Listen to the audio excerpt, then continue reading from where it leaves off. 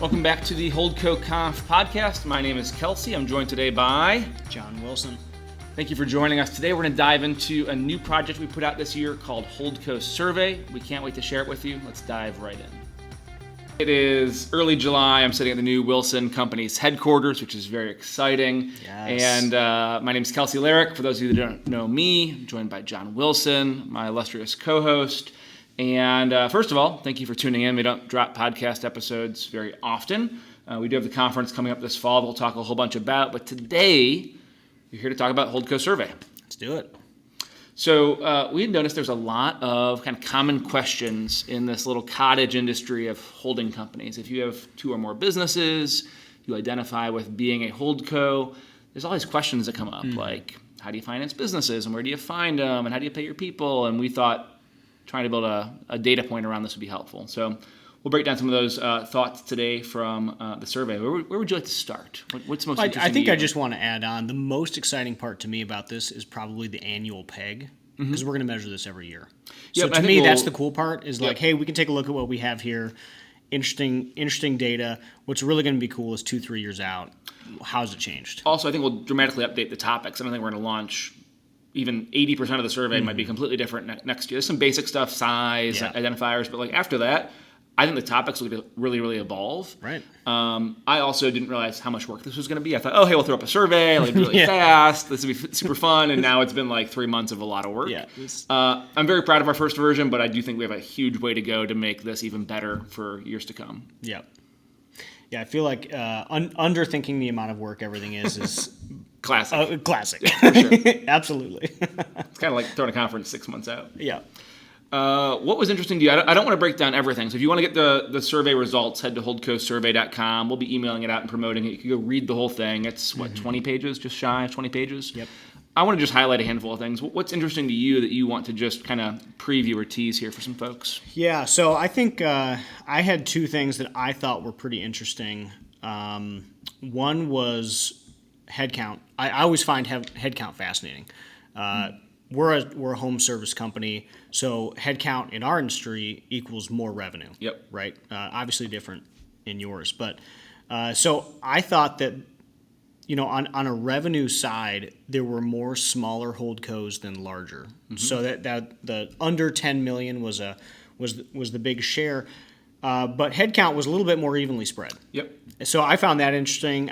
I'm really curious what those businesses are with high headcount, low revenue, or I bet you have SaaS and e-commerce and things that aren't cleaning. not guys in trucks. Yeah.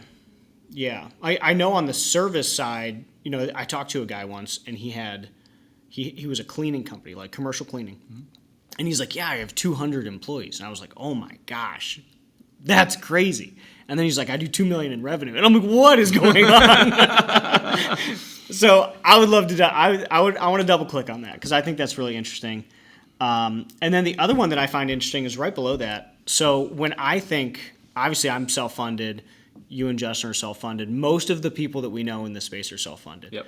So when I think about holdcos, I usually think of self-funded. It's just the founders. So we found 19 people, or 19% of the survey takers had raised outside capital to do this. And I would have believed maybe 5%, but 19, I was a little surprised by how high that was. I thought it'd be 5 or 10%. Like you. I didn't think it'd be 1 in 5. Because it's a weird thing. It's like, hey, do you want to give me some money? Because we're going to go do a bunch of random things. It's a strange thing to raise for.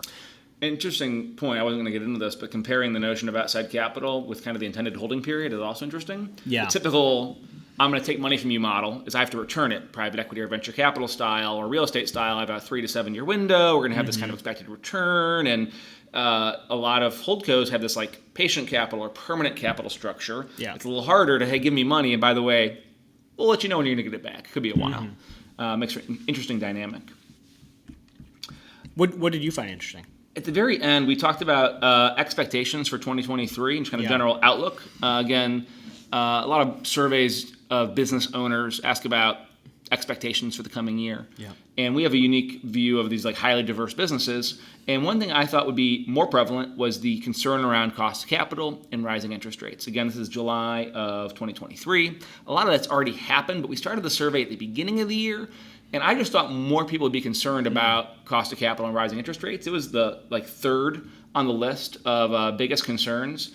Number one was recession and soft demand. I kind of saw that one coming. Number two is still labor and staffing. In our business, we really have kind of largely overcome most of our labor and staffing issues. From a year ago, it was a big headache. Now, and from my view, it's not a big issue, and I would actually put cost of capital interest rates ahead of labor and staffing on my list of concerns. I was just shocked at how few people worried about cost of capital. Again, to your point earlier, self-funded, like a lot of us have bank debt, a lot of us have investors that need a source of return, and as cost of capital goes up, it gets harder to operate. Yeah, when I saw that, I sort of wondered, cost of capital to me has not been a major concern this year, because most of our debt is not floating. So we Must have, be nice. Yeah, it's pretty great. So we have, I think the shortest window is 3 years. So I don't have to deal with any refis until the end of next year. So next year, if interest rates are still what they are, it's probably going to be an issue. But maybe with the biggest concern being recession and soft demand, people aren't thinking about acquiring. So debt and bringing on new debt isn't as much of a concern. Yep. My other just general survey feedback was the industry, if you can call HoldCos an industry, so I make a comment somewhere here in the copy of there's no SIC code for a HoldCo of small businesses. If you buy plumbing companies and e-commerce businesses, there's no real definition of that thing, at least not by any outside standard from a government agency or something. But by this little cottage industry of people who identify with the phrase HoldCo, they're candidly small businesses. More than half of the survey respondents are 7 figures of revenue, not 8 figures plus. We have some survey respondents in the 100 million plus range. But by head count, by number of businesses, by even revenue, it's kind of a small and nascent group of people. I think we'll see that grow in coming years. I think the businesses that people have are going to grow. They're going to acquire more. But I just found it to be very much a small business focused survey. This is not private equity. This is not big business. These are small and maybe medium-sized enterprises. Yeah. I wonder if it will change. Or if the percentages of distribution will stay the Yeah, same. because I think about, Bill D'Alessandro going from a HoldCo Down to one. Yeah, He's not the only one that's done that either. There's been a couple.